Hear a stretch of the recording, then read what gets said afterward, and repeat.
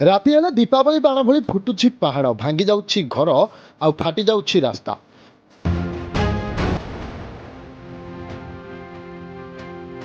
ପିଲାଟିଏ ସ୍କୁଲ ଆଉ ରୋଗୀଟିଏ ଡାକ୍ତରଖାନାକୁ ଯିବାକୁ ଭାବୁଛନ୍ତି, ନାହିଁ ନଥିବା ଅସୁବିଧା।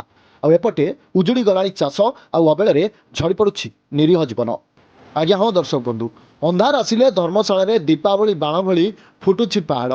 ଚାରିଆଡ଼େ ପଡ଼ୁଛି ଖଣ୍ଡ ଖଣ୍ଡ ପଥର। କେଉଁଠି ରାସ୍ତା ଫାଟି ଆଙ୍କଲାଣି ତ କେଉଁଠି ଘର ଭୁଷୁଡ଼ି ଗଲାଣି।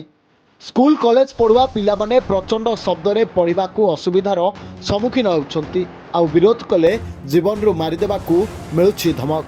ଅନ୍ୟପଟେ ସବୁ ଜାଣିଶୁଣି ନିଦାଦାରୁ ସାଜିଛନ୍ତି ସ୍ଥାନୀୟ ପ୍ରଶାସନିକ ଅଧିକାରୀ। ଜିଲ୍ଲାପାଳ, ଡିଡିଏମ୍, ତହସିଲଦାରକୁ ବାରମ୍ବାର ଅଭିଯୋଗ ପରେ ବି କୌଣସି ପ୍ରତିକ୍ରିୟା ମିଳିପାରୁନି, ଯେମିତି ସେମାନଙ୍କୁ ପକ୍ଷାଘାତ ରୋଗ ଘାରିଛି। ଅନ୍ୟପଟେ ଆଜି ଏଞ୍ଜଳବା ପଞ୍ଚାୟତର ବିଶାଖଣ୍ଡି 16 ସାହିର 3ଟି ଗାଁର ଲୋକେ ପାହାଡ଼ ଖୋଳାକୁ ବିରୋଧ କରି ଆନ୍ଦୋଳନ କରିଥିଲେ। ପୂର୍ବରୁ ବାଲି ଆଉ ଏବେ ପାହାଡ଼, ଯାଜପୁର ଜିଲ୍ଲା ମାଫିଆଙ୍କ ଚଳାବୁଇ ପାଲଟିଛି। ହେଲେ ସବୁ ପରେ ବି ସ୍ଥାନୀୟ ବିଧାୟକ ଏଥିନେଇ ମୁହଁ ଖୋଲିବାକୁ ପ୍ରସ୍ତୁତ ନୁହେଁ।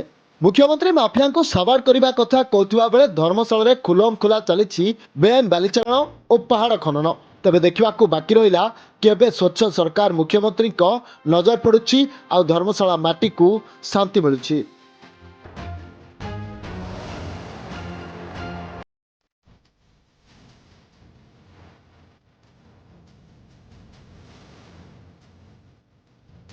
ଧର୍ମଶାଳାରୁ ପ୍ରଶାନ୍ତ ବାରିକ ରିପୋର୍ଟ, ନ୍ୟୁଜ୍ 18+।